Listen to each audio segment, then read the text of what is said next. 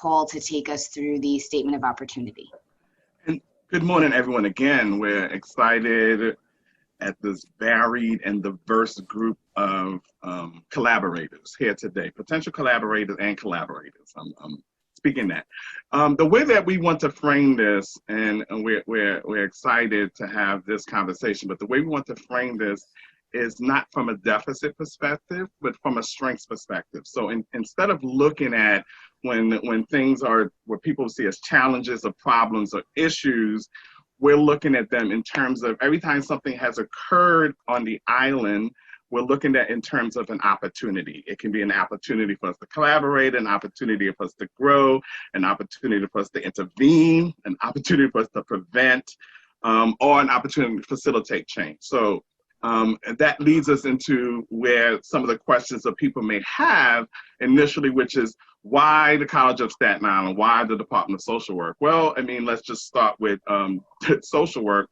Our premise and the mission of the Department of Social Work is to facilitate knowledge acquisition and skills and value development that's really focused on dismantling oppression and injustices. So we really focus on fostering human and community well-being and create a world that is socially and economically just and equitable. So that leads us to, why the Department of Social. Now, why the College of Staten Island? So let's start with the first bullet.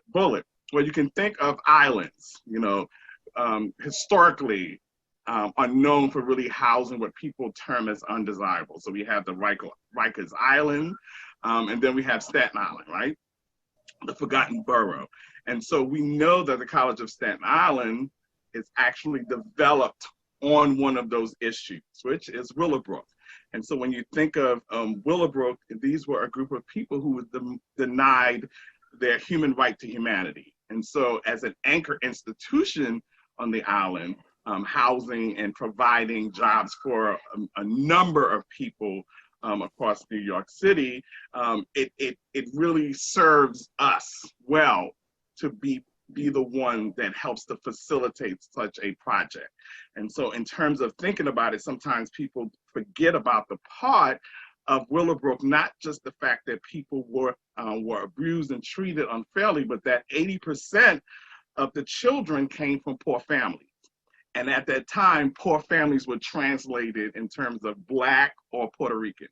And so keeping that in mind, it helps you to understand why there's this give back that the College of Staten Island, the anchor institution on the island, feels that we need to come together and bridge this. And so you can see how that impact of the island really has a historical perspective, but it resonates even today. So when you think in terms of the North Shore, where we have a lot of, we're housing a lot of our vulnerable population.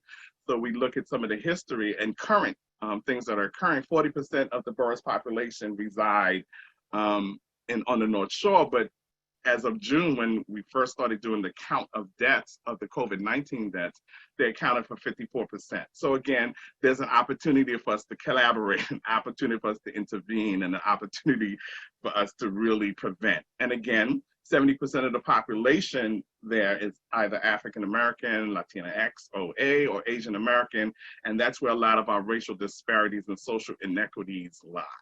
So next slide. So if you can even continue to think about more opportunities for us, right? The North Shore, the 120th precinct, averaged 775 felony drugs, which is higher than what is occurring in Brooklyn's Brownsville section, which is considered this notorious area. Again, an opportunity for us. And then one of the big areas, right? The I Can't Breathe movement really started on the island with the issue around Eric Garner, 43-year-old Black male. And sometimes when we think about this situation, sometimes people forget about the fact that there's this intersection of race, gender, and disability. The fact that he was a Black, then he was male, but then he was also dealing with experiencing obesity and also asthma, which is two areas that are the most underlying issues that are associated with COVID-19. But again, one of the big areas of that is the fact we again forget about the economic issue, right? The structural economic issue that occurred with this process, which the fact that we have an African-American male dealing with poverty, selling cigarettes, what we call loose cigarettes, what people may call untaxed cigarettes.